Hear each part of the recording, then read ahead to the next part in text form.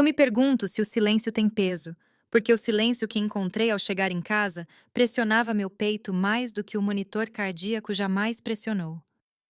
Eu tinha acabado de receber alta após 45 dias na UTI. Minhas mãos ainda tremiam quando cheguei à varanda da frente, mas o tapete de boas-vindas tinha sumido, assim como a caixa de correio com meu nome.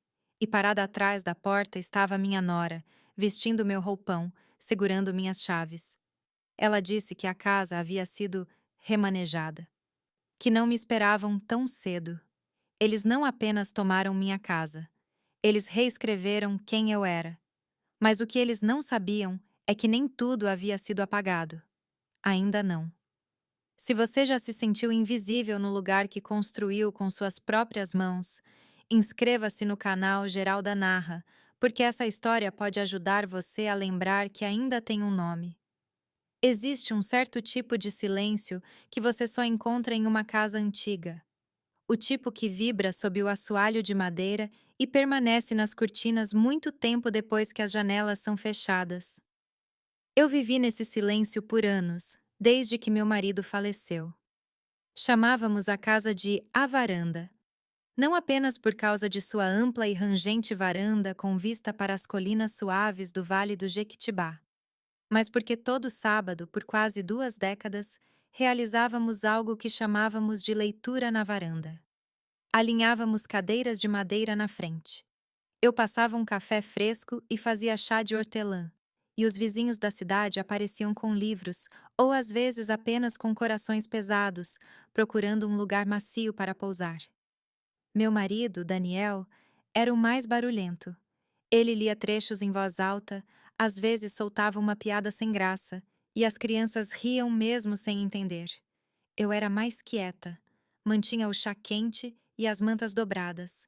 Eu não precisava dos holofotes, só precisava que as pessoas sentissem que podiam respirar ali. Depois que o Daniel se foi, a cadeira ficou no galpão e os sábados ficaram mais silenciosos. Eu ainda fazia chá, ainda organizava a biblioteca que construímos na lateral da casa, com suas prateleiras empenadas e etiquetas descombinadas. O pessoal parou de vir com tanta frequência, mas eu não os culpava. A vida continua girando, mesmo quando seu lugar favorito fica parado. Naquele outono, as folhas caíram mais rápido do que eu esperava. Elas se espalharam como páginas de um livro que você pretendia terminar, mas nunca conseguiu. Eu estava mexendo nas coisas do Daniel devagar, um pouco a cada dia. Abria uma gaveta, olhava para um velho bloco de notas com os esboços dele e fechava novamente. Eu não estava pronta para deixar ir muita coisa de uma vez. Havia uma ordem na maneira como vivíamos, um ritmo, e perder esse ritmo me jogou em uma espécie de quietude que eu não conseguia nomear. A casa rangia diferente agora. O corredor ecoava mais do que costumava. Comecei a dormir na sala de leitura algumas noites, enrolada sob a mesma colcha que a mãe do Daniel nos deu no primeiro inverno aqui. O sofá era curto demais, mas as prateleiras me faziam companhia. Algumas noites eu passava a mão pelas lombadas dos livros como se fossem velhos amigos. Um para cada memória que eu não conseguia carregar em voz alta. Jonas, meu filho, ligava menos. Emília, a esposa dele, não ligava nunca. Eles costumavam vir visitar mês sim, mês não. Jonas consertava o corrimão dos degraus dos fundos, e Emília trazia uns muffins sem glúten que ninguém nunca pediu. Eu não me importava com ela. Não no começo. Ela era afiada, determinada, sempre digitando no celular como se o mundo fosse desmoronar se ela não respondesse rápido o suficiente. Mas em algum momento ao longo do caminho, a voz dela começou a soar como um veredito em vez de uma conversa. Naquele outubro, lembro-me de varrer o quintal da frente sozinha. O céu estava cinza baixo, não tempestuoso, apenas cansado. Eu varri aquele quintal com o Daniel por 25 anos. Desta vez, a pilha crescia devagar. Eu tinha que me sentar a cada poucos minutos e recuperar o fôlego. O ancinho parecia mais pesado do que costumava ser. Lá dentro, a cozinha cheirava a canela e madeira velha. Eu tinha uma fornada de broas de fubá esfriando na janela.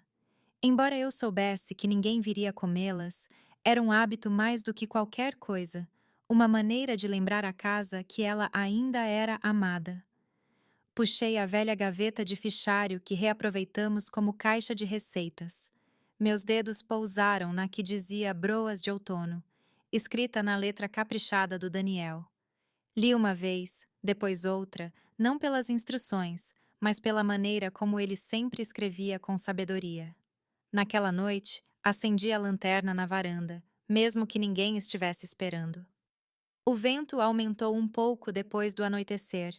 Sentei-me perto da janela da frente, o mesmo lugar onde costumava observar o carro do Jonas subindo a estrada de terra, mas a estrada permaneceu vazia, apenas uma raposa ocasional cruzando as sombras. Fui para a cama cedo. Meu peito parecia apertado o dia todo, mas disse a mim mesma que era apenas o frio. Provavelmente precisava verificar o aquecedor antes que o inverno chegasse com força. Tomei 2 dos meus comprimidos de pressão só por garantia e me enrolei na colcha. O relógio tic-taqueava mais alto que o normal. Cada som na casa parecia estar esperando por algo. Em algum momento da noite, acordei no chão. Lembro do frio mais do que qualquer coisa. Isso e o cheiro fraco de chá de hortelã ainda pairando no ar. A caneca havia se estilhaçado perto da estante. A colcha tinha escorregado metade para fora do sofá, amassada como uma bandeira baixada rápido demais. Depois disso, as coisas viraram neblina. Me disseram depois que foi um evento cardíaco, que fui encontrada por um vizinho fazendo sua caminhada matinal, que fiquei na UTI por 45 dias. Eu não lembrava do quarto do hospital. Apenas flashes, enfermeiras ajustando tubos, um relógio tic-taqueando sem números, uma mão segurando a minha uma vez. Ou talvez eu tenha sonhado. Quando acordei totalmente, estava quieto. Não o tipo reconfortante de silêncio. O tipo que espera tempo demais antes de responder. Havia um bilhete dobrado na mesa de cabeceira. Ligue para o Jonas quando estiver pronta. Sem flores. Sem foto de família. Apenas isso. Minhas mãos doíam quando me sentei. O cobertor do hospital arranhava como arrependimento. Do lado de fora da janela, as árvores haviam perdido suas folhas. O outono passara sem mim. Ninguém tinha anotado. Ninguém tinha salvado uma página. E naquele silêncio, algo mudou. Não em raiva, não ainda. Mas na maneira como eu via o mundo e na maneira como suspeitava que o mundo agora me via. Não como alguém que construiu algo que valesse a pena preservar, mas como alguém cujo nome foi escrito a lápis, mais fácil de apagar do que lembrar. Fechei os olhos e sussurrei uma coisa para mim mesma. Eu ainda estou aqui, e eles não sabem disso ainda. Não de verdade. E essa poderia ser a primeira frase de uma história para a qual eles não se planejaram. A viagem para casa não pareceu volta para casa de jeito nenhum. A enfermeira que me levou até o carro que esperava foi gentil. O nome dela era Lorena, eu acho. Ela me deu um pequeno aceno ao fechar a porta e bateu no teto suavemente. Mas o motorista não era o Jonas. Não era ninguém que eu conhecesse. Apenas um homem silencioso de boné preto que mantinha os olhos na estrada e as mãos firmes no volante. O céu estava pesado com nuvens, daquelas que ficam logo acima das copas das árvores como se estivessem escutando a conversa. A rodovia parecia mais longa do que eu lembrava. E quando viramos na estrada de terra que levava à casa, não senti aquele frio na barriga habitual, apenas o peso surdo de saber que algo havia mudado. A caixa de correio estava diferente. Não era mais azul enferrujado com minhas iniciais. Era elegante, preta e moderna. E onde antes se lia L. Vasconcelos, na caligrafia caprichada do Daniel, agora dizia Retiro da família Ramos. O motorista não disse uma palavra enquanto me ajudava a sair. Apenas colocou minha mala na porta e foi embora. Fiquei lá um longo momento, minha bengala cavando a madeira da varanda, meus joelhos rígidos de semanas na cama. Estendi a mão para a maçaneta. A porta se abriu antes que eu a tocasse. Emília. Cabelo puxado para trás, apertado, unhas perfeitas, vestindo meu velho chale da sala de leitura. Ela não pareceu surpresa ao me ver. Apenas irritada, como se eu tivesse chegado cedo para um jantar para o qual ela não tinha terminado de arrumar a mesa. Você não deveria receber alta até a semana que vem, foi o que ela disse. Tom seco. Sem boas-vindas. Sem você está bem? Atrás dela, a casa parecia diferente. Limpa demais. Estéril até. Como se alguém tivesse esfregado toda a memória dela. A parede onde o retrato do Daniel costumava ficar estava nua. O tapete que passei anos remendando sumiu. Até o cheiro tinha mudado. Sem chá de hortelã, sem madeira velha, apenas algo floral e frio, como o lobby de um hotel chique. Entrei sem esperar permissão. A madeira estalou sob meus sapatos. Cada passo ecoava mais do que deveria. Emília me seguia como uma anfitriã guiando uma visita. Foi quando me dei conta. É exatamente assim que ela me via. Uma visita, temporária, descartável. Perguntei onde o Jonas estava. Ela disse que ele estava em uma ligação, algo sobre investidores. Então ofereceu fazer um chá, a voz tensa como uma linha esticada. Recusei. Minha garganta já parecia lixa. Perguntei em qual quarto eu deveria ficar. Emília pausou. O sorriso dela era educado e doloroso. Convertemos seu quarto. Agora é a suíte de meditação e bem-estar. Mas há um espaço liberado no quarto de dispensa dos fundos. Só até descobrirmos uma configuração melhor. Ela caminhou na frente como se não fosse nada. O quarto da despensa. Antes o escritório do Daniel, depois a despensa quando ampliamos a cozinha. Agora continha 2 caixas de plástico, uma cama de campanha e o cheiro fraco de limpador de limão, uma janela pregada, uma lâmpada nua no teto e uma mesa dobrável com uma única toalha enrolada. A cama rangeu quando me sentei. Minha mala encostou na parede como se não quisesse ficar também. Eu não falei, nem ela. Emília ficou na porta um momento, talvez esperando que eu protestasse. Eu não protestei. Ela assentiu uma vez e saiu. Fiquei naquele quarto por 2 horas antes de me levantar novamente. Minhas pernas tremiam, mas eu precisava me mover. Precisava ver. Saí e caminhei devagar pelo corredor. As pinturas tinham sumido. O espelho com a moldura que o Daniel fez de madeira de demolição fora substituído por algo circular e dourado. Elegante, claro, mas frio, sem alma. Na sala de estar, as estantes haviam sido esvaziadas, substituídas por pilhas de folhetos, com a marca Retiro da Família Ramos, um santuário para cura, restauração e vida intencional. Havia uma lista de preços, um mapa de aulas de yoga, um menu curado de elixires de ervas, e debaixo de tudo isso, eu vi a escritura, ou melhor, uma cópia dela emoldurada na parede onde o retrato costumava estar. Proprietário. Ramos Participações, Lilitaen. Virei devagar, meu coração batendo mais forte do que nas últimas semanas. Isso não era apenas um novo visual. Isso não era uma reforma. Eles mudaram tudo, e eu dormi durante tudo isso. Na cozinha, abri a gaveta onde costumávamos guardar as contas, vazia.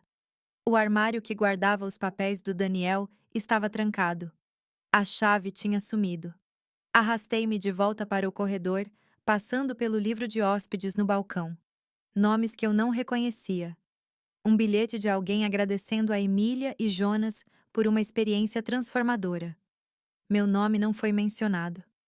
De volta ao quarto da despensa, sentei na cama de campanha e encarei a parede. Minhas mãos tremiam, não pela doença agora, mas por algo mais profundo, pelo peso de saber que eu tinha sido apagada, não esquecida. Isso teria sido mais gentil. Apagada. Coloquei a mão na bolsa procurando o caderno. Aquele que eu sempre mantinha comigo, mas até isso tinha sumido. Trocado de alguma forma por um bloco espiral com notas do retiro e uma agenda de yoga dentro. Tinha um adesivo na capa. Aquiete-se, respire. Eu queria rir, mas tudo o que saiu foi o som quieto de papel amassando enquanto eu pressionava o bloco contra meu colo. Naquela noite, ninguém veio ver como eu estava, sem bandeja de jantar, sem batida suave na porta, apenas silêncio. Deitei, olhos bem abertos, encarando a lâmpada piscando acima. A rachadura no teto que eu costumava traçar com os olhos enquanto Daniel lia para mim tinha sumido agora, pintada, limpa. Eles me queriam invisível. Eles acharam que eu não notaria. Acharam que eu simplesmente desapareceria no papel de parede. Mas eu me lembrava de tudo. E naquela escuridão, comecei a catalogar as peças que faltavam. Não em luto, nem mesmo em raiva ainda, mas com a precisão silenciosa de uma mulher que passou a vida alfabetizando 1000 lombadas de livros e ainda conseguia encontrar o que ninguém mais pensava em procurar, mesmo no escuro, mesmo quando ninguém estava olhando, especialmente então. Na manhã seguinte, acordei antes do sol. Meu corpo ainda não estava acostumado com a cama de campanha, e as paredes da despensa pareciam apertar mais a cada respiração. Sentei-me devagar, esperando a rigidez matinal passar. Mas isso era diferente. Não apenas a dor nas costas ou a pressão no peito. Estava quieto. Não o tipo antigo. Não o tipo da varanda antes do amanhecer. Isso era silêncio fabricado, controlado, esterilizado. Fui pelo corredor, usando a parede para me equilibrar. Nenhum sinal de Jonas ou Emília.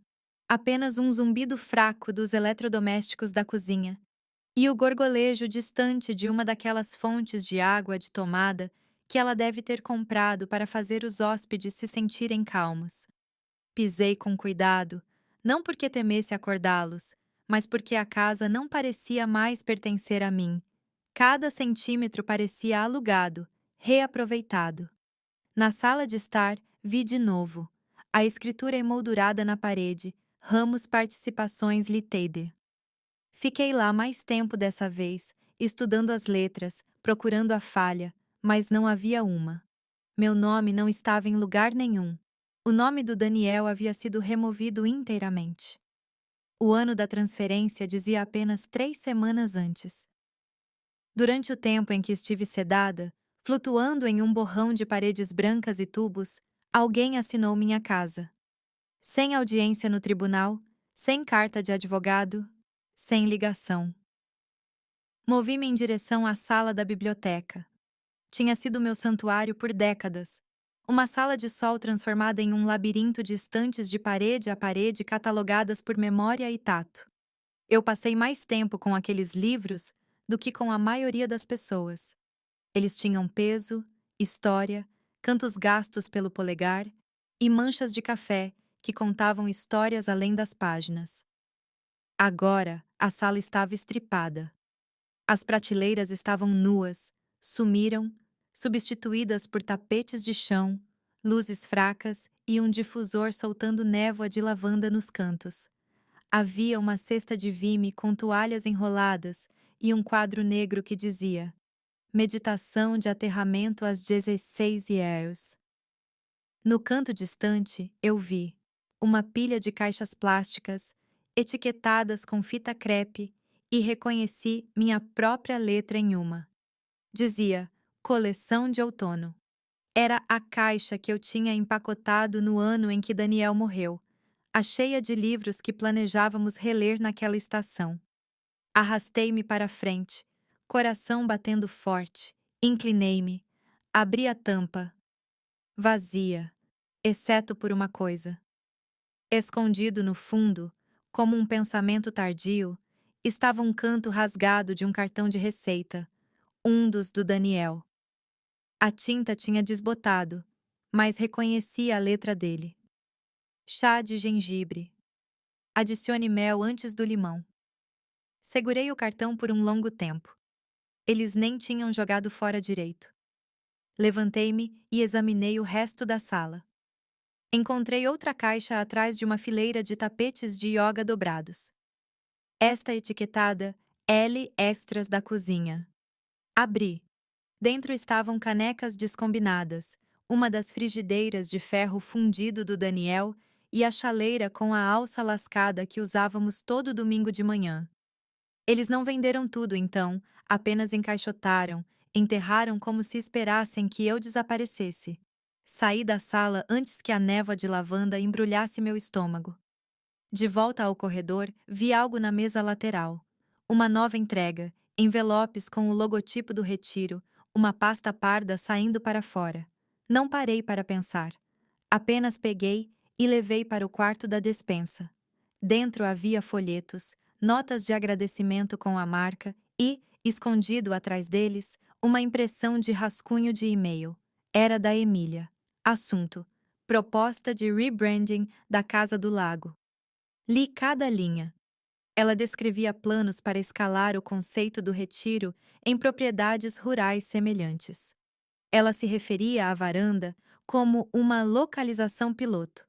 Ela destacou sua proprietária original pitoresca como uma vantagem de marketing para a autenticidade, depois listou objetivos de longo prazo: remoção de estruturas legadas, consolidação de propriedade, licenciamento de bem-estar. A maneira como ela escrevia sobre minha casa, sobre mim, parecia cirúrgica. Eu era um recurso, uma relíquia, algo que adicionava valor narrativo, mas precisava ser eliminada eventualmente. Senti algo subir na minha garganta. Não luto, não ainda. Era o começo de uma frase que eu não estava pronta para dizer em voz alta, uma sentença que ficaria na minha espinha por dias antes de se tornar ação. Coloquei a pasta de lado e abri minha mala. Entre as poucas coisas que me deixaram trazer do hospital estava um suéter que Daniel me deu no nosso último Natal juntos. Coloquei a mão no forro. Lá, enfiada fundo no bolso, estava minha pequena agenda de endereços de couro. Eles não tinham achado, ou talvez não achassem que importava, mas importava. Dentro estavam nomes de vizinhos, velhos amigos, o número do primo do Daniel, Raimundo, que trabalhou com planejamento de bens e heranças. Minhas mãos tremiam enquanto eu traçava a tinta. Alguns nomes provavelmente estavam desatualizados. Alguns podiam não se lembrar de mim, mas eram meus, e as memórias também. Fechei o livro gentilmente e coloquei-o ao lado do cartão de receita dobrado. Duas coisas que eles falharam em apagar. Passei o resto do dia quieta, observando. Emília agitava-se pela casa, dando um tour para duas mulheres em roupas de ginástica. Elas riram na sala de leitura, chamaram de adorável e perguntaram se vinha com sessões de banho de som. Jonas apareceu perto do almoço, atendeu uma ligação lá fora e desapareceu novamente. Ninguém bateu na minha porta. Ninguém perguntou se eu precisava de alguma coisa. Mas eu não precisava de conforto. Não agora. O que eu precisava era clareza, e estava começando a encontrá-la nos lugares que eles esqueceram de esconder. Naquela noite, deitei na cama de campanha e encarei o teto.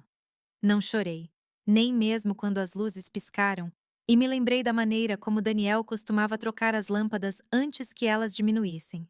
Apenas sussurrei 3 palavras. Eles foram rápidos. E eu estou indo mais devagar, mas ainda estou indo. Eles não vão ver chegando. Não ainda, mas vão.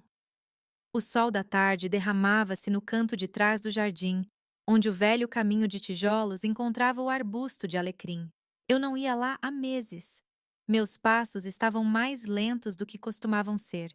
E a bengala afundava um pouco na terra macia, mas eu precisava de ar, ar real, não névoa de lavanda, e silêncio não filtrado, apenas pássaros, vento e terra. O alecrim tinha crescido selvagem, espalhando-se sobre o caminho como se estivesse esperando alguém colocá-lo no lugar. Toquei um galho, senti os olhos grudarem nas pontas dos meus dedos. Isso me lembrou do assado de domingo, do Daniel debruçado sobre o fogão, mangas enroladas, cantarolando algo desafinado. Eles ainda não tinham arrancado isso. Segui o caminho até o galpão, uma estrutura de madeira atarracada que usávamos para ferramentas e decorações de feriados. A fechadura era nova, um teclado agora, não o velho trinco de latão.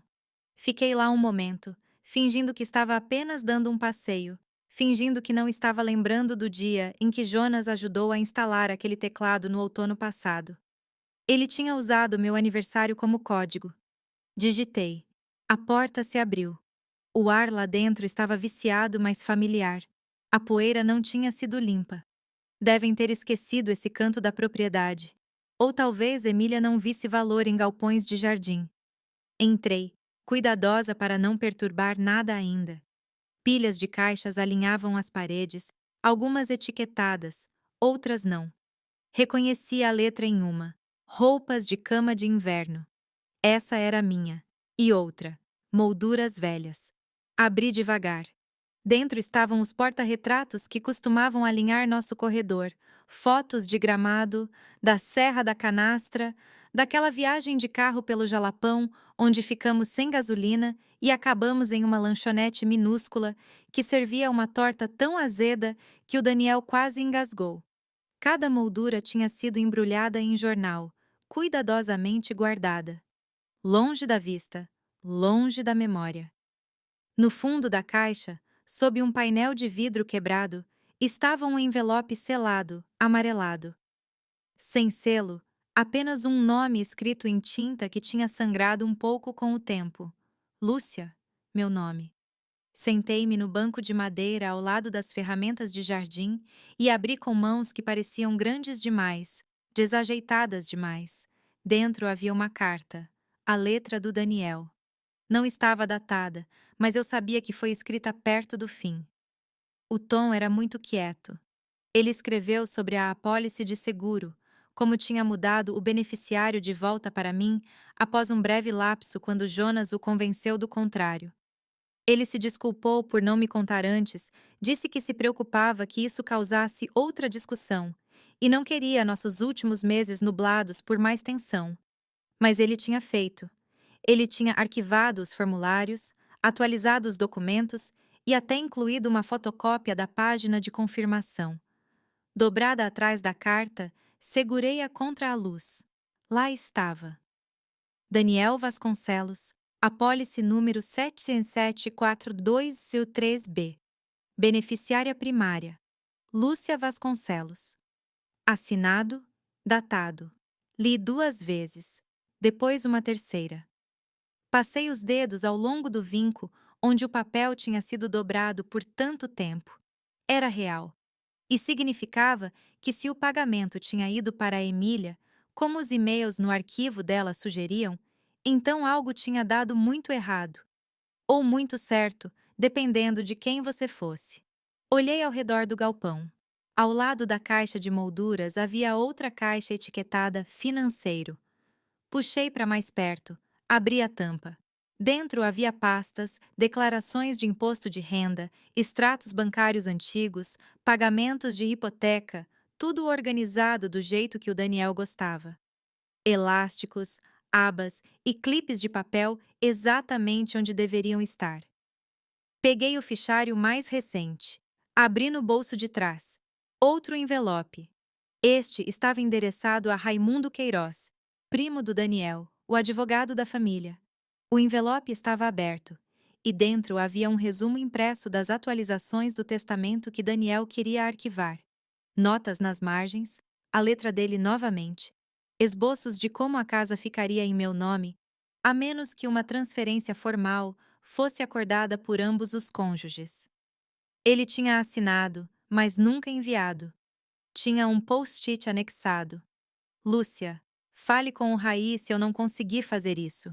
Ele é discreto. Fiquei muito quieta. Em menos de 20 minutos, o galpão me deu mais verdade do que a casa em 3 semanas. Coloquei a carta, o formulário de seguro e o resumo do testamento no bolso do meu casaco. Fechei o zíper, levantei-me com cuidado. Meus joelhos tremiam, mas eu não tinha medo de cair. Eu tinha medo de esquecer, e agora eu não esqueceria.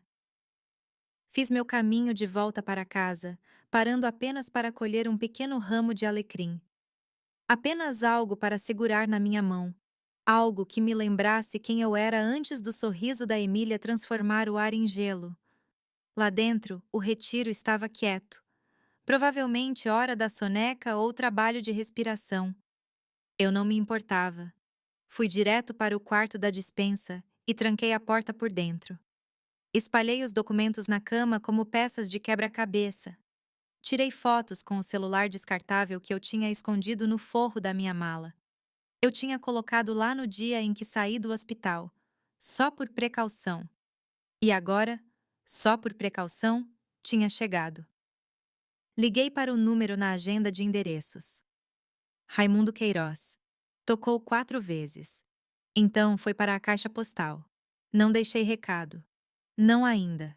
Eu não estava pronta para falar, mas estava pronta para planejar. Naquela noite, abri uma fresta da janela. Deixei o ar entrar. Deixei o som dos grilos abafar o silêncio das paredes. Coloquei o ramo de alecrim no parapeito da janela, um marcador para o que eu ainda tinha. O que eles não tinham tirado. Não ainda. Nunca. Na manhã seguinte, o céu parecia ter esquecido como ser azul. Um cinza espesso pairava abaixo, abafando tudo à vista.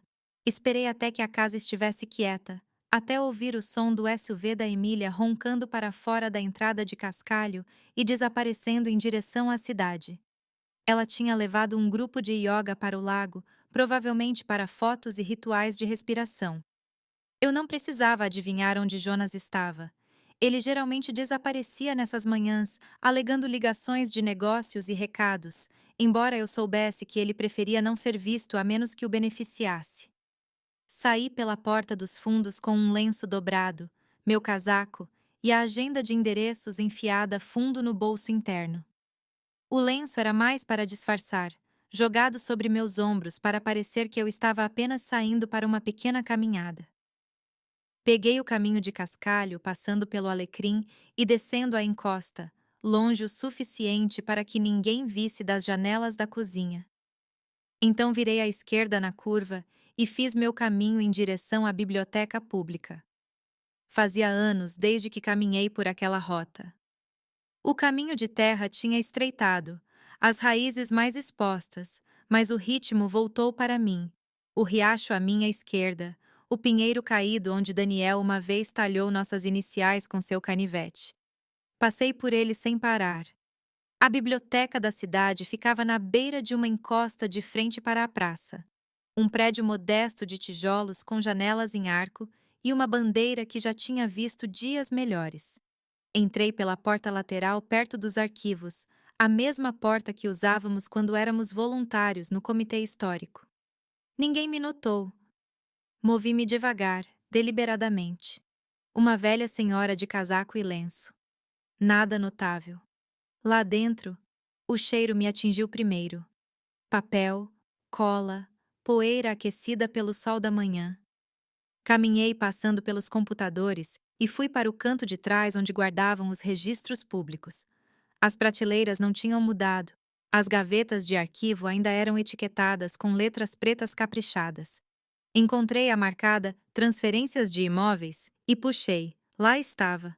Ramos Participações Lita, data de transferência, 9 de março. Proprietário anterior, Lúcia Vasconcelos. Executivo, Jonas Vasconcelos. Agente atuante.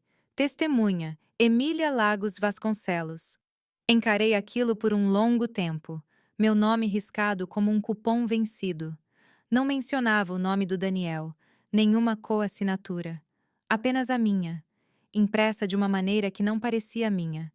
Não havia como eu ter assinado nada em 9 de março. Eu estava em uma cama de hospital, inconsciente, com um tubo na garganta. Copiei a página com a pequena copiadora da biblioteca no canto.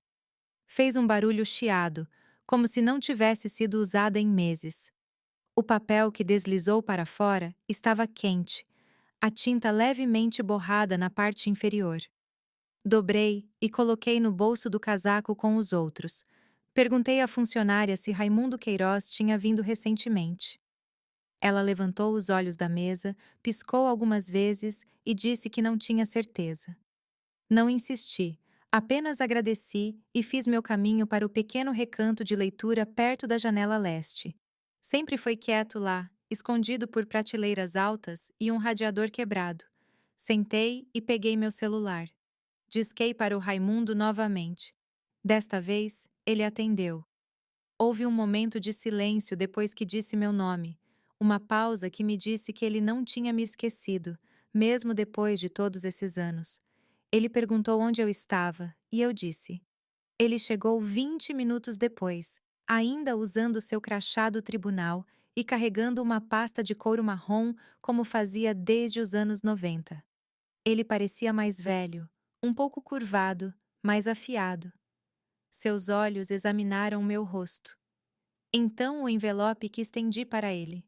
Entreguei tudo: a carta do Daniel, o formulário de seguro, as notas do testamento e a página copiada da transferência imobiliária.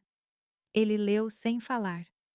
Então olhou para mim, sua voz era quieta, cuidadosa. Disse que se lembrava de Daniel ligando para ele no ano anterior ao seu falecimento. Eles tinham falado sobre mudanças no testamento, sobre proteger a casa, mas Daniel nunca tinha dado seguimento com documentos assinados. Perguntei se o que Emília e Jonas fizeram era legal. Ele não respondeu imediatamente. Respirou fundo e disse: na maioria dos casos, procuração não sobrevive à morte da pessoa que a concedeu. Se Daniel tivesse concedido a Jonas qualquer autoridade antes de falecer, deveria ter expirado no momento em que ele morreu. E quanto à transferência da casa, se a assinatura foi falsificada ou obtida sob coação, não se sustentaria no tribunal. Ele disse que precisaríamos provar 3 coisas. 1. Que eu estava incapacitada no momento da assinatura. 2. Que os documentos foram processados sem o devido consentimento. 3. Que eu tinha evidências de que Daniel pretendia o contrário. Eu tinha todos os 3. Raimundo perguntou se eu estava pronta para seguir em frente. Eu disse: ainda não. Ele não me questionou. Em vez disso, colocou os documentos em uma pasta, etiquetou com suas iniciais e prometeu começar verificações discretas nos arquivos de transferência. Ele falaria com um especialista em cartório e puxaria registros hospitalares para confirmar minha linha do tempo na UTI. Disse que não arquivaria nada oficial até que eu dissesse. Então se levantou, tocou meu ombro levemente e disse que eu ainda parecia a mulher mais forte que ele conhecia. Esperei até que ele saísse antes de me levantar. Lá fora, o céu tinha clareado um pouco, luz suficiente apenas para lançar sombras na calçada. Caminhei devagar de volta para casa. Não porque estava cansada, mas porque estava pensando. Não sobre vingança, nem mesmo sobre justiça, mas sobre retorno. Como uma pessoa pode retornar para si mesma. Não tudo de uma vez, não em chamas, mas silenciosamente. Uma assinatura de cada vez, uma visita de cada vez, uma verdade de cada vez. O ritmo da vida no retiro voltou rapidamente depois daquela manhã na biblioteca. Vozes suaves flutuavam pelas paredes, música de spa, o som fraco de tigelas de cristal e a risada ocasional de estranhos que pensavam que eram hóspedes. Eu permaneci invisível. Isso se tornou minha força. Movia-me como fumaça, quieta, paciente, observando. Emília flutuava pela casa como uma anfitriã experiente, cabelo puxado para trás, mangas enroladas no comprimento certo, sempre segurando uma caneca de algo quente e herbal. Jonas ficava principalmente nos bastidores. A voz dele subia ocasionalmente do escritório no final do corredor, grave e cortada, cheia de tensão, quando ele não sabia que eu estava ouvindo. Mas eu estava sempre ouvindo agora. Toda manhã, eu varria o caminho dos fundos com uma pequena vassoura. Era uma tarefa que reivindiquei como minha para me manter ativa, mas na verdade me dava cobertura. Colocava a vassoura logo ao lado da porta da despensa. Dava caminhadas lentas passando pela janela da cozinha e notava o que desaparecia das gavetas, o que chegava em novos pacotes, o que mudava de cor ou cheiro.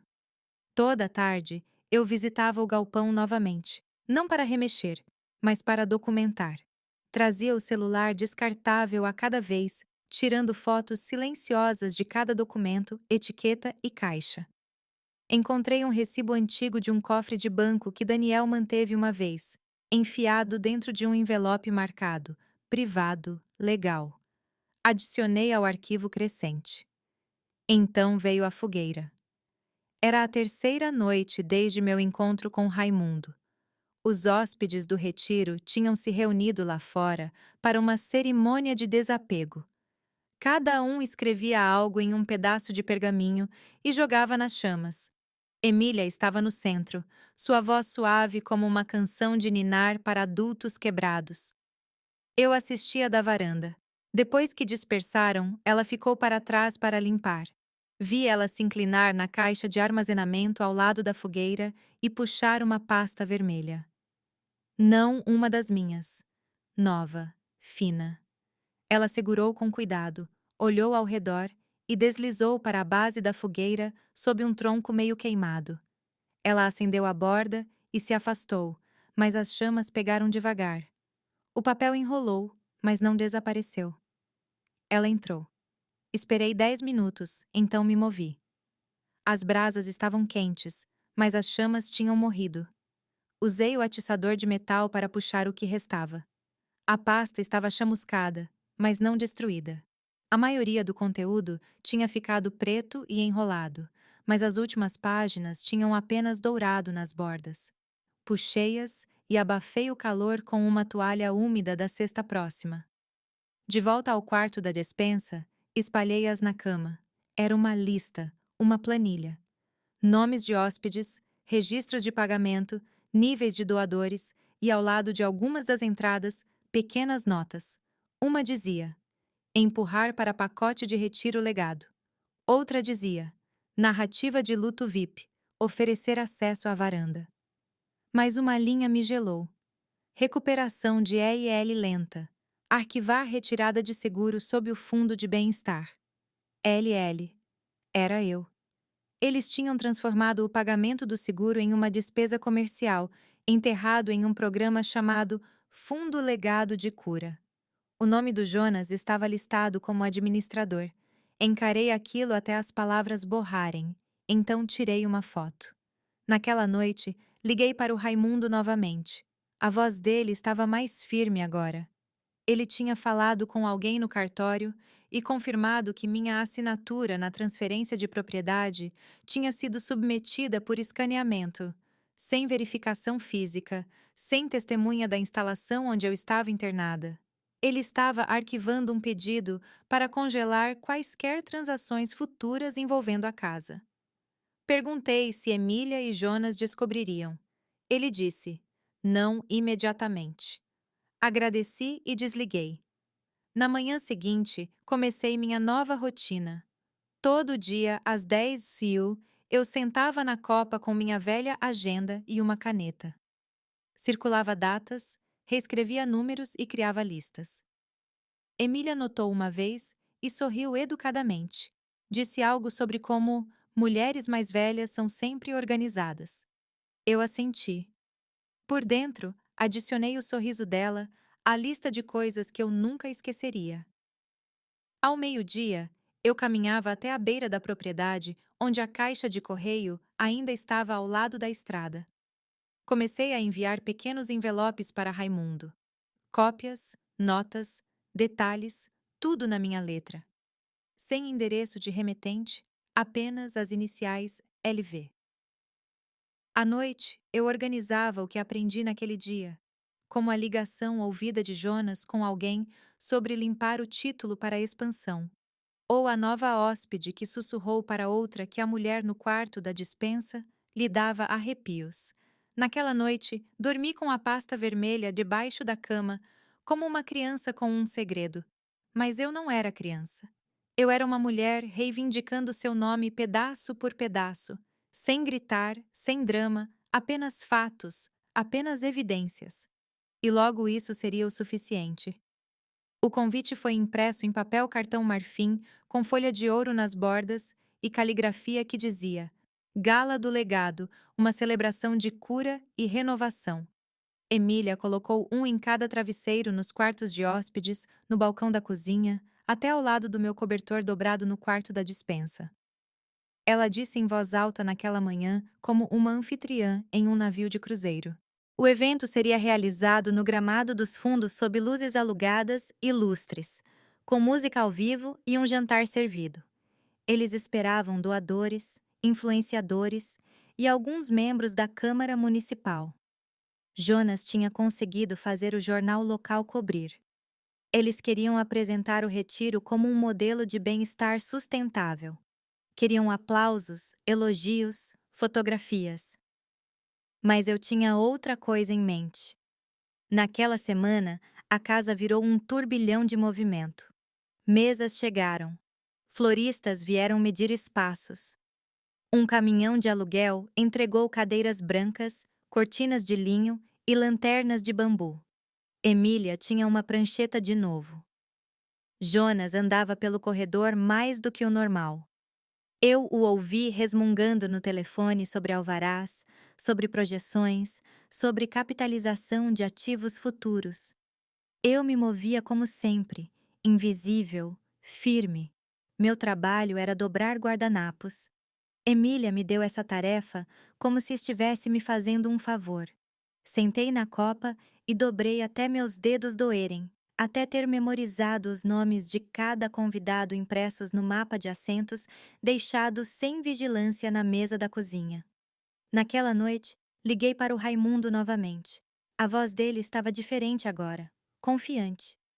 Ele me disse que a investigação estava progredindo silenciosamente. A transferência de propriedade tinha sido marcada para revisão. O pedido de seguro de vida tinha sido rastreado até uma conta corporativa sob a Ramos Participações.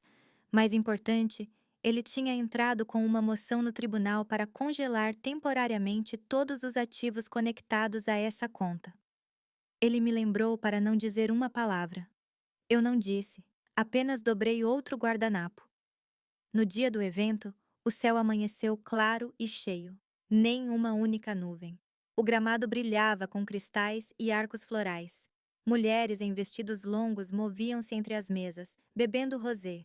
Homens de blazer afrouxavam os colarinhos sob o sol. Jonas vestia um terno azul marinho. Emília usava um vestido verde suave que cintilava quando ela andava. Ela passou por mim uma vez e disse que eu parecia apresentável. Eu sorri. Vestia uma blusa azul marinho com calças pretas. Prendi meu cabelo para trás, simples, neutro, como uma sombra. Quando a música começou, Emília subiu ao palco.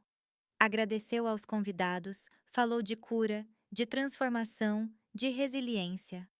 Contou a história de como a casa tinha vindo para eles após uma perda familiar.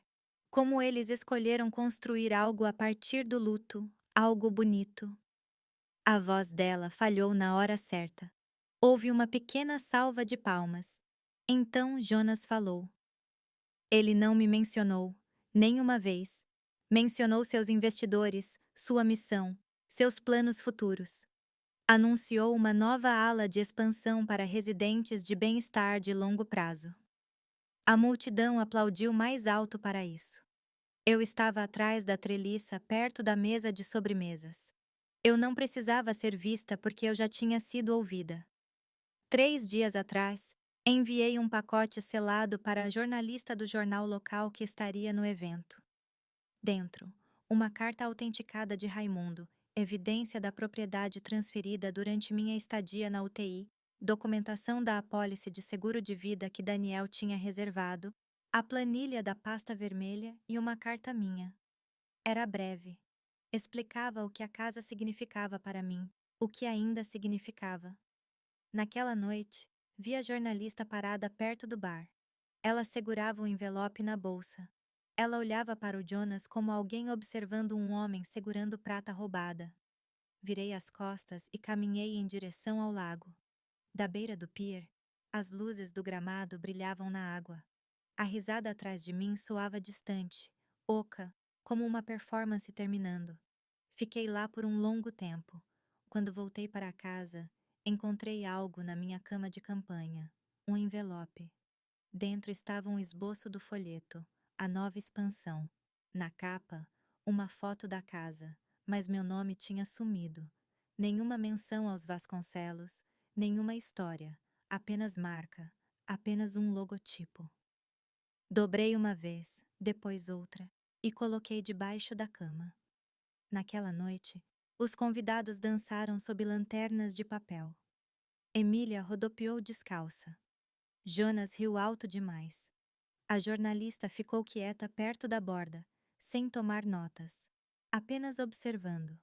E eu a observei, porque sabia o que viria a seguir. Eles achavam que isso era uma celebração. Eles não sabiam que era uma contagem regressiva.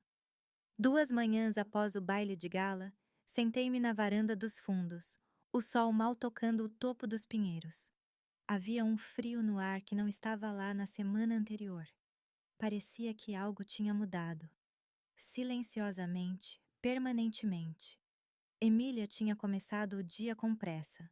Ouvi ela no telefone antes do café terminar de passar. A voz dela, afiada e confusa, ecoava pelo corredor. Algo sobre um atraso bancário, uma aprovação perdida. Então a voz do Jonas seguiu, baixa e tensa, do jeito que costumava ficar quando ele não queria que eu ouvisse o medo dele. Mas eu não estava mais atrás da porta. Eu estava bem ali nas paredes. Eu era o silêncio entre as palavras deles. Mais tarde, naquela manhã, uma carta chegou. Estava endereçada a Ramos Participações Lítida. Jonas abriu no balcão da cozinha, de costas para mim. Vi a linha endurecer no pescoço dele. Ele leu 3 vezes antes de jogar na pia. Ninguém falou.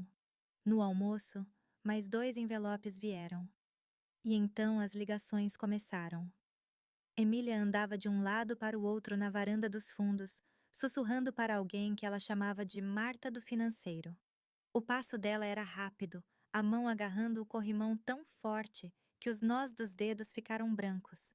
Ela não disse meu nome, mas toda vez que passava pela janela onde eu estava sentada, fingindo pregar um botão, seus olhos disparavam em minha direção. Naquela tarde, o primeiro carro chegou. Não era barulhento. Era um sedã cinza, limpo e quieto. Uma mulher de blazer preto saiu. Carregava uma pasta de couro e movia-se com a confiança lenta de alguém que não precisava se explicar. Assisti do lado da varanda enquanto ela se aproximava da porta da frente. Emília a atendeu. A porta não ficou aberta por muito tempo, mas tempo suficiente para eu ouvir 2 palavras: ordem judicial. Jonas apareceu minutos depois, camisa para fora da calça, boca apertada. Os 3 falaram em tons abafados, logo além do batente da porta. Não consegui entender tudo, mas ouvi a palavra congelamento. Ouvi investigação pendente. Ouvi auditoria completa. Então ouvi silêncio. Eles não vieram me procurar, mas não precisavam. Na manhã seguinte, metade dos hóspedes agendados cancelou seus retiros futuros. Um dos doadores pediu reembolso total. A equipe, jovens da cidade contratados para trabalho de meio período, começou a fazer perguntas discretas. O que estava acontecendo? Por que o pagamento não tinha caído? Mantive minha cabeça baixa, mas escutei mais atentamente do que nunca. Naquela noite, Jonas andou pelo corredor novamente. Ouvi ele no escritório clicando em e-mails. Emília bateu uma porta no andar de cima. Então ficou quieto. Logo depois da meia-noite, saí para a varanda dos fundos. A lua estava alta, prateada no lago. A casa atrás de mim respirava em suspiros agudos e superficiais. Fiquei lá por um longo tempo. Então virei e olhei para a casa. Esta casa. Minha casa. Eles a encheram com tinta nova, móveis novos, nomes novos em formulários de hóspedes, mas não podiam apagar o que estava enterrado em suas paredes. Não podiam arrancar o som da voz do Daniel na cozinha, ou a maneira como a colcha da minha mãe costumava ficar no corrimão da escada. Eles nunca poderiam limpar a maneira como a porta da frente ainda gemia depois da chuva. Este lugar não era deles, e logo eles saberiam disso. De manhã, eu estava tomando chá na mesa quando Emília desceu as escadas. Ela não sorriu. Os olhos estavam escuros e inchados. Ela serviu café, as mãos tremendo, Depois encostou no balcão sem olhar para mim. Você deve saber, ela disse, a voz baixa. A conta da empresa está congelada. Não temos certeza do porquê. Eu assenti. Ela não disse mais nada.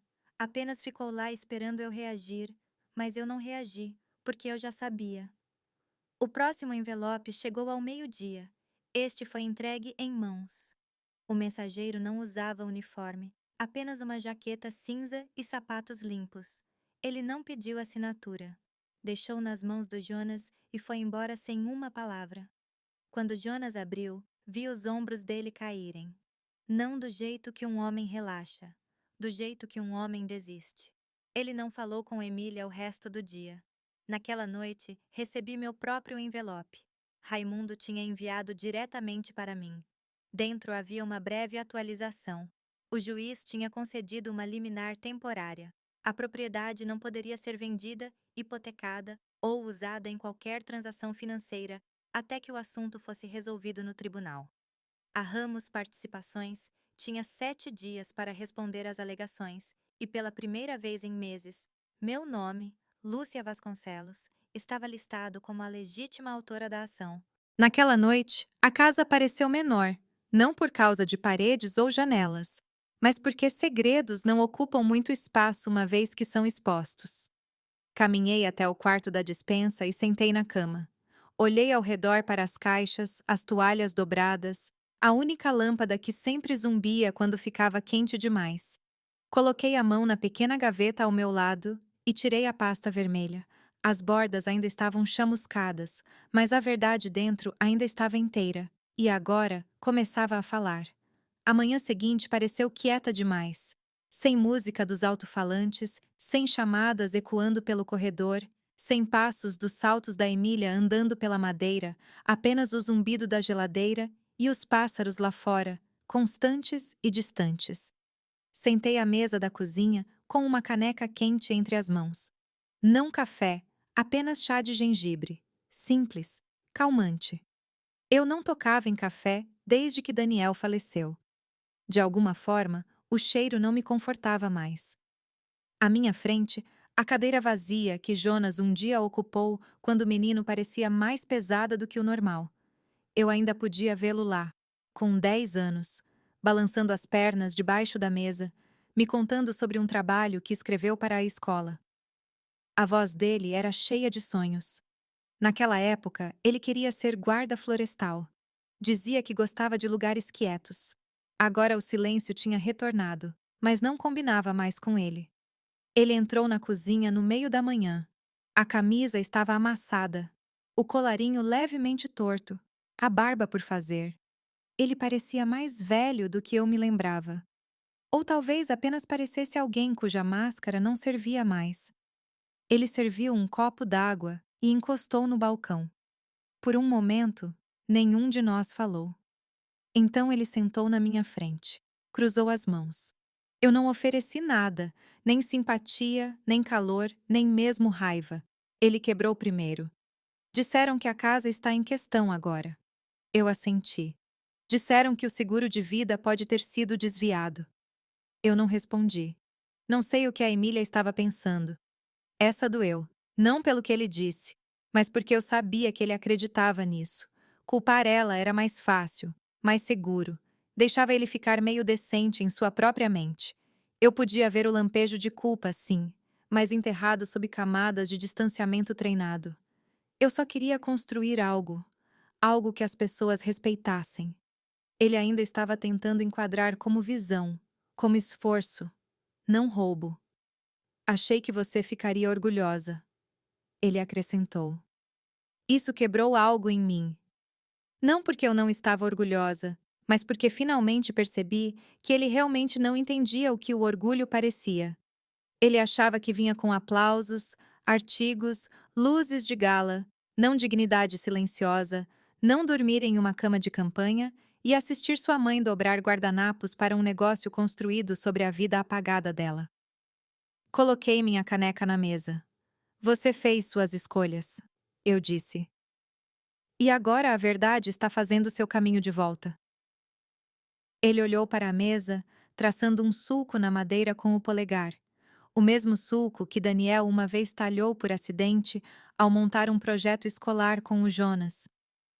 Ela disse que não tínhamos escolha. O pagamento do seguro demoraria muito para processar no seu nome. Ela disse que faríamos a coisa certa assim que o centro decolasse. Essa parte não me surpreendeu. Emília era sempre estratégica. Ela tinha um jeito de amarrar a ética em nós até que parecessem planos nobres. Mas você assinou os papéis, eu disse. Ele assentiu devagar. Eu estava no hospital. Não podia falar por mim mesma. Você tirou vantagem disso. Os olhos dele se levantaram para os meus. Você ainda é minha mãe.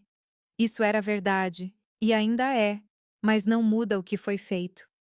Houve uma longa pausa. Não vou lutar contra você, ele disse. Inclinei a cabeça levemente. Eu sei que o dinheiro está congelado. Sei que a reputação do centro está arruinada. Sei que não vai sobreviver a isso. A voz dele falhou então, só um pouco. Um menino de novo tentando explicar um vaso quebrado antes que eu visse os cacos. Vim aqui hoje para te dar os documentos, disse ele, pegando uma pasta na cadeira ao lado. Ele deslizou os papéis pela mesa. Transferência de título. A assinatura dele já estava rabiscada em tinta preta. Você precisará arquivar isso oficialmente, ele disse.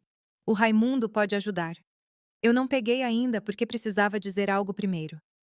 Jonas, eu te criei com tudo o que eu tinha. Não dinheiro, mas memória, história, paciência. E você pegou tudo isso e usou para me reescrever. A boca dele se abriu como se fosse interromper, mas não o fez. Você não apenas me apagou de uma escritura. Você me apagou da história deste lugar. E pior, você me substituiu por uma versão de si mesmo que nunca teve que pedir desculpas. Ele olhou para baixo novamente. Não estou com raiva, eu disse, surpreendendo até a mim mesma. Raiva é para quem quer algo de volta. Eu não quero. Tenho tudo o que preciso agora. A verdade tinha retornado no papel, em silêncio, na maneira como ele não conseguia mais me olhar nos olhos. Levantei-me devagar e peguei a pasta. Então saí da cozinha e caminhei em direção à porta da frente. Antes de abrir, virei para ele mais uma vez. Espero que algum dia você encontre algo que possa construir sem roubar a fundação de outra pessoa. Então pisei para fora. A manhã estava fria, clara. Raimundo estava esperando em seu carro do outro lado da entrada. Ele saiu quando me aproximei, abrindo a porta do passageiro com um pequeno aceno. Eu não falei. Apenas sentei, pasta na mão, e fechei a porta gentilmente. Atrás de mim, a casa ficou parada. Não em luto, mas em retomada silenciosa. Na manhã seguinte, após arquivar os documentos, acordei antes que o sol tocasse as janelas. O ar tinha o peso quieto de um capítulo se fechando. Caminhei devagar pelo corredor. As paredes não pressionavam mais. O silêncio na casa parecia diferente agora, não como um aviso, mas como uma respiração. Fiz meu chá e sentei na mesma mesa onde Jonas tinha me entregado a escritura apenas um dia antes. Os papéis dobrados estavam agora no escritório do Raimundo, carimbados e arquivados. Não havia necessidade de segurá-los. O que eles representavam já havia sido restaurado. O lago lá fora brilhava calmo e parado. Abri a porta dos fundos, pisei na luz fresca da manhã e fiquei descalça na varanda de madeira. Meus pés tocaram o grão das tábuas que Daniel tinha colocado ele mesmo tantos anos atrás. Fechei os olhos e deixei o silêncio me segurar. No final da manhã, eu estava arrumando a estante na pequena sala de estar. Uma parte de mim sempre amou essa sala. A luz do sol batia bem na hora certa, perto do meio-dia. Era um lugar de pensar, lembrar, não explicar. Foi quando a campainha tocou. Não uma batida, uma campainha. O som parecia fora de lugar agora, muito nítido, muito formal. Não me movi por um longo momento. Quando abri a porta da frente, vi Jonas parado lá. Atrás dele, Emília sentada no carro, olhando para a frente. O rosto dela estava abatido, os olhos escondidos atrás de grandes óculos escuros, embora o céu estivesse nublado. Jonas mudou o peso de um pé para o outro. As mãos estavam nos bolsos. A boca abriu, Depois fechou novamente. Não vim para discutir. Ele disse finalmente. Eu não respondi. Apenas abri a porta de tela levemente. Apenas o suficiente para mostrar que estava ouvindo, mas não o suficiente para convidá-lo a entrar. Vendemos o carro, ele disse. Colocamos a casa à venda. A equipe foi toda embora. O conselho renunciou. Ele olhou além de mim para o corredor. Achei que talvez pudéssemos conversar. A voz dele soava cansada. Não quebrada. Apenas cansada do jeito que as pessoas ficam quando não têm mais desculpas para carregar. Já disse tudo o que precisava. Eu disse calmamente. Ele assentiu. Ainda assim, ele disse. Eu pensei que talvez. A voz dele sumiu. Você pensou que talvez eu deixasse você voltar, eu disse. Ele não respondeu. Um esquilo correu pelo quintal, perseguindo sua sombra no caminho de cascalho. Dei um passo para fora, deixando a porta fechar atrás de mim. Jonas recuou um pouco, surpreso. Não estou mais com raiva, eu disse. Ele olhou para mim, inseguro do que isso significava. Mas estou lúcida. Ele esperou. Passei muitos anos me fazendo pequena para que os outros pudessem se sentir grandes na minha presença. Muitos anos perdoando antes que os pedidos de desculpas viessem. Ele baixou o olhar. Eu vivi nesta casa como mãe, esposa, cuidadora. Mantive as luzes acesas, a roupa lavada, as histórias lembradas. Minha voz não aumentou. Não precisava. Você viveu aqui como visita. Então decidiu que era seu. Eu estava errado, ele disse rapidamente. Sim, eu disse. Mas mais do que isso, você foi cruel. Você me fez desaparecer. Os ombros dele caíram. Não de novo, eu disse. Não nesta casa. Ele assentiu devagar. Eu não sabia até onde as coisas tinham ido até que fosse tarde demais. Não, eu disse. Você sabia. Você apenas escolheu o conforto em vez da coragem. O silêncio se esticou entre nós. Então ele colocou a mão no casaco e tirou uma pequena foto emoldurada. Era do Daniel, mais jovem, rindo, parado ao lado da canoa. Ele teria odiado tudo isso, disse Jonas. Sim, respondi. Mas ele teria amado quem eu me tornei por causa disso. Eu não peguei a foto. Deixei que ele a segurasse porque ele precisava. Ele olhou de volta para o carro onde Emília estava imóvel. Não acho que ela vá falar com você, ele disse. Não estou esperando por ela, eu disse. Ele olhou para mim novamente como se esperasse uma lasca do que um dia foi. Mas eu não estava mais no passado. Caminhei até a beira da varanda. Você deve ir, eu disse. Ele se virou, pausou, depois caminhou de volta para o carro. Não assisti eles irem embora. Virei-me para a floresta, os pinheiros se esticando altos e orgulhosos na distância. Mais tarde, naquela tarde, puxei o velho livro de hóspedes da gaveta. Folheei os nomes: turistas, visitantes, doadores, sorrisos falsos e caligrafia floreada. Então cheguei à última página e escrevi algo novo. Bem-vinda ao lar, Lúcia. Sem assinatura, apenas a verdade. Desta vez, ninguém mais falaria por cima disso. O envelope veio pelo correio, 2 dias depois que Jonas e Emília deixaram a varanda. Sem endereço de remetente, apenas meu nome, escrito à mão com um cuidado que não parecia genuíno. Abri devagar no balcão da cozinha, deixando a lâmina do abridor de cartas deslizar sob a aba, como costumava fazer com as contas de domingo do Daniel. Dentro havia uma carta digitada de um mediador terceirizado. Confirmava que todos os processos legais relativos à transferência fraudulenta do seguro de vida e propriedade haviam sido finalizados.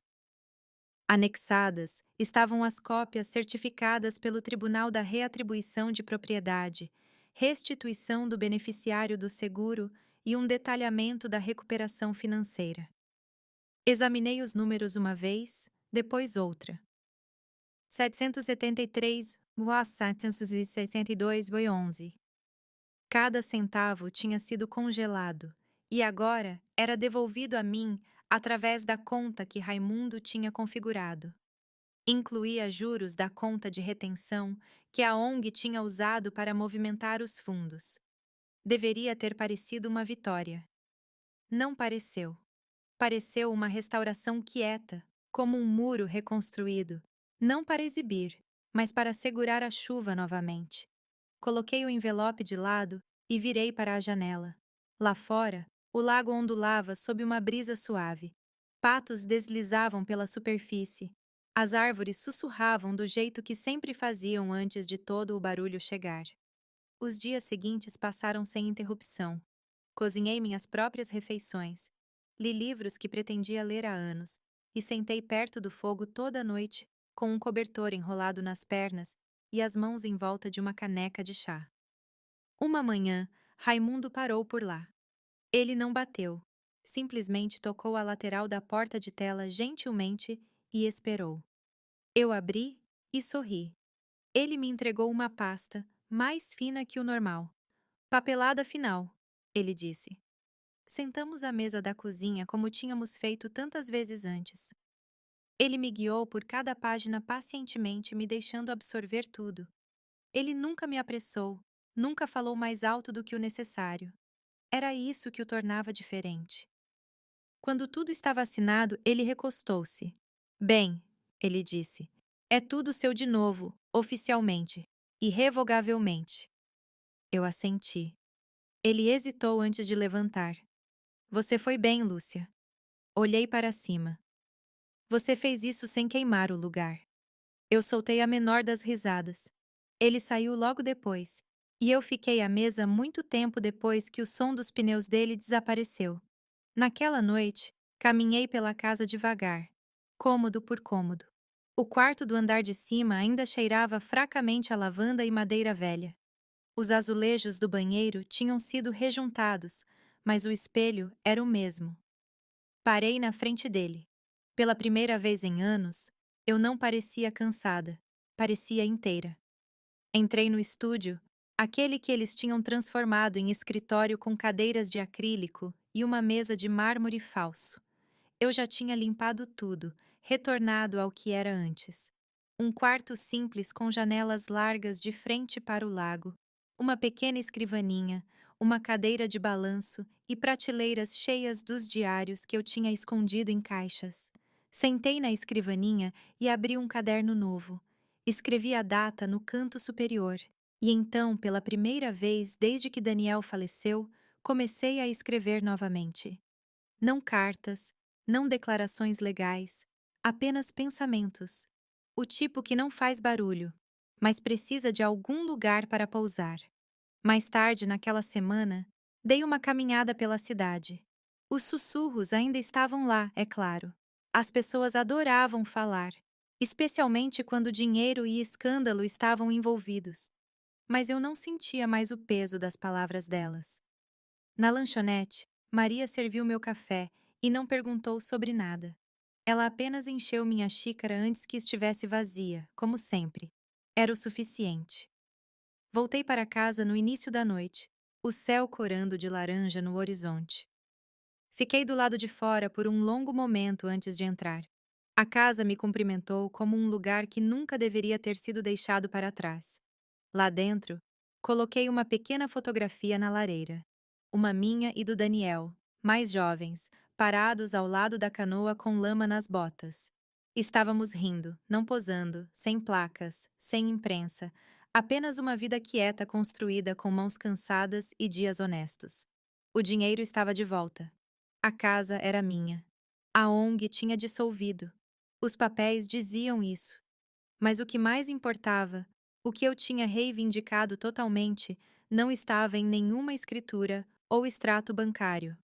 Era o direito de viver sem borracha, de existir sem precisar de permissão e saber finalmente que silêncio nunca significou fraqueza. Tinha significado espera. E agora a espera acabou. Levei a canoa para fora numa quinta-feira de manhã. O céu era do tipo de azul que não precisava ser notado. Apenas era. Eu vestia a velha jaqueta de flanela do Daniel, aquela que eu quase tinha jogado fora 2 vezes, mas nunca consegui. O lago estava parado, sem vento, sem vozes, apenas o ritmo constante do remo cortando a água.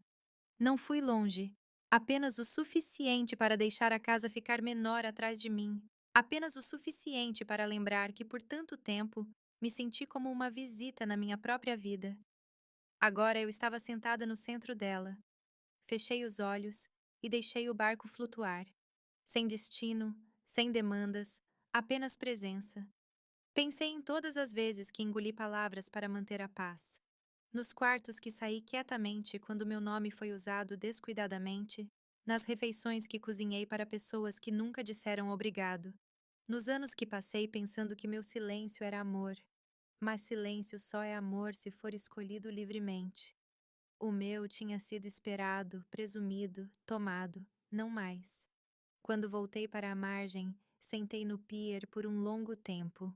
Meus pés balançavam acima da água como faziam quando eu era menina. Não pensei em Jonas ou Emília, ou na ONG, ou no dinheiro roubado agora devolvido. Pensei nas mãos da minha mãe e no jeito que ela costumava trançar meu cabelo antes da igreja. Pensei em como Daniel sempre beijava a minha nuca, nunca à frente. Pensei em como os pássaros ainda vinham mesmo depois que as árvores eram cortadas. Mais tarde naquele dia, caminhei até a cidade e comprei uma pequena placa de ouro. Nada chique, apenas uma fina tira de latão e algumas palavras gravadas. Preguei gentilmente no poste da caixa de correio na entrada do lago. Lia-se: Lúcia Vasconcelos, residente, ainda de pé. Naquela noite, acendi a lareira. Sentei ao lado dela com meu chá. Escrevi mais uma linha no meu diário. Eu não precisava ganhar. Eu só precisava não desaparecer. E eu não desapareci. Eu ainda estava aqui. Eu costumava pensar que o silêncio era o preço do amor, que ficar quieta significava ser gentil, que se eu apenas ficasse firme, apenas continuasse dando, eventualmente alguém veria. Mas a verdade é que eles nem sempre vêm. Às vezes eles esquecem quem segurou a porta aberta. Às vezes eles tomam a casa inteira e dizem que nunca foi sua. 12 capítulos atrás, eu estava deitada em uma cama de hospital, ligada a máquinas. Meu nome assinado em papéis que nunca toquei. Minha voz apagada de tudo que um dia chamei de meu. Mas hoje sento perto do lago na minha própria cadeira, na minha própria casa, com meu próprio nome na escritura.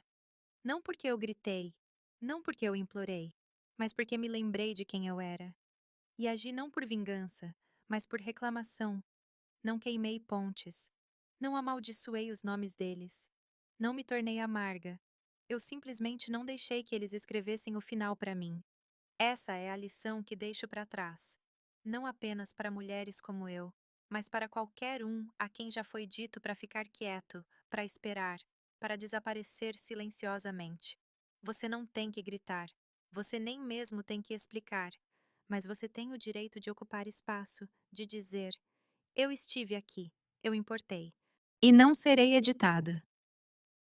Então, se você já se sentiu pequeno em sua própria história, se já lhe disseram que silêncio é força, e agora você está pronto para reivindicar sem pedir desculpas, então fique, inscreva-se no canal Geral da Narra e deixe histórias como a minha lembrarem que você não está sozinho.